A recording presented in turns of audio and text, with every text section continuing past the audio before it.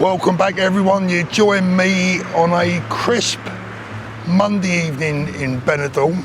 Got a story to tell you this evening about the Spanish police and the British authorities and how things seem to be very, very different here in Spain.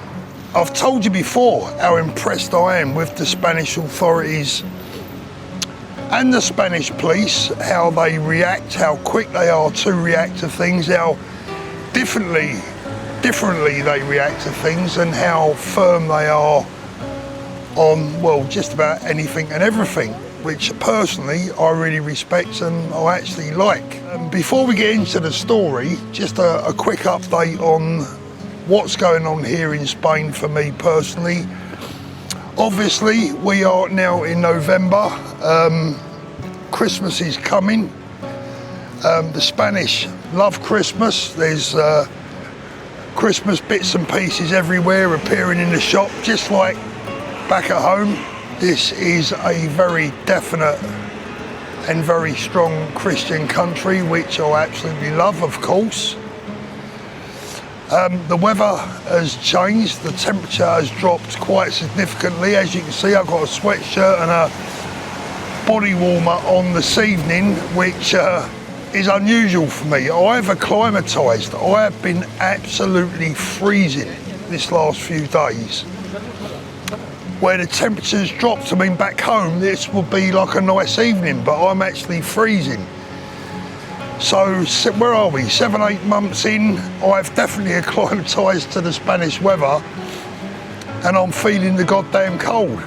Right, story time. So apparently, I think it was last week, a British guy entered the airport at Alicante and the staff there didn't particularly like the look of him. So they checked his passport. Lo and behold, this guy was, let's just say, wanted in the UK. I'll come back to that in a minute. So within 24 hours of him entering Spain, he had been located at a hotel right here in Benidorm. The Spanish police knocked down his door at the hotel, went in, arrested him, and later on that day, the son of a bitch is back on the plane, back to the UK. Good work, Spanish police, right? But here's the twist in the story.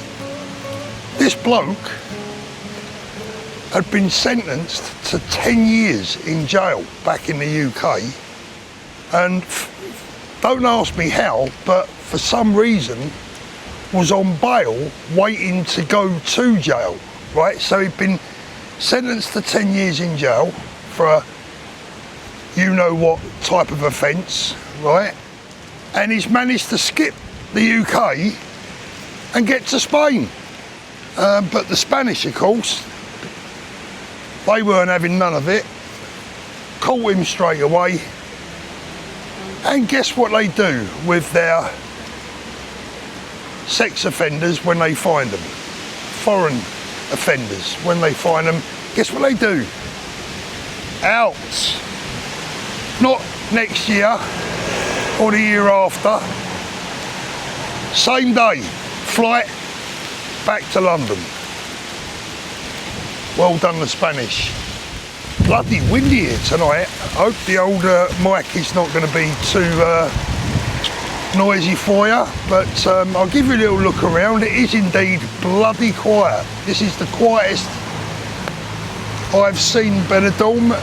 Still a few tourists around, not many, but as you can see, it is very quiet indeed.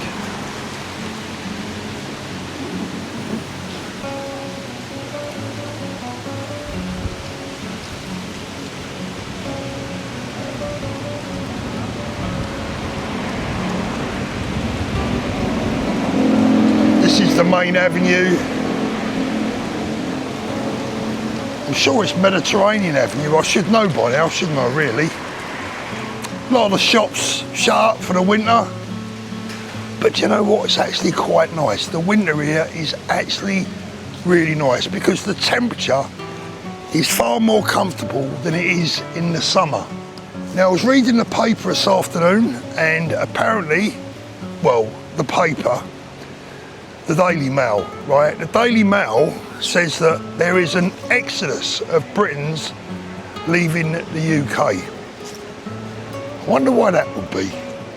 We got Rachel Thieves'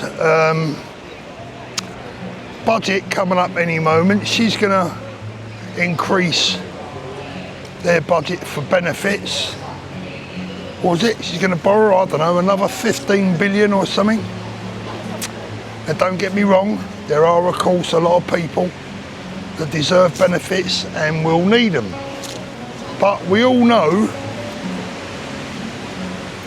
that there are many thousands of foreigners in the UK claiming benefits.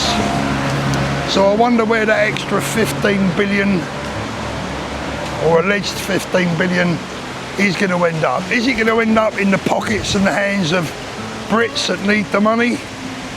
Or is it going to end up in the pockets of foreigners who come to the UK and have 10 kids?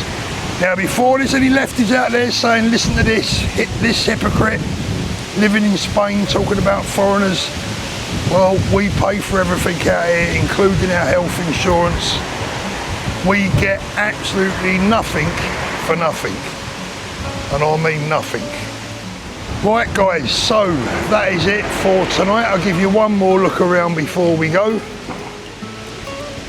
I am going to grab yourself something to eat and head off back home. Right guys, that is it for this evening. As usual, thank you for joining me and I will see you soon.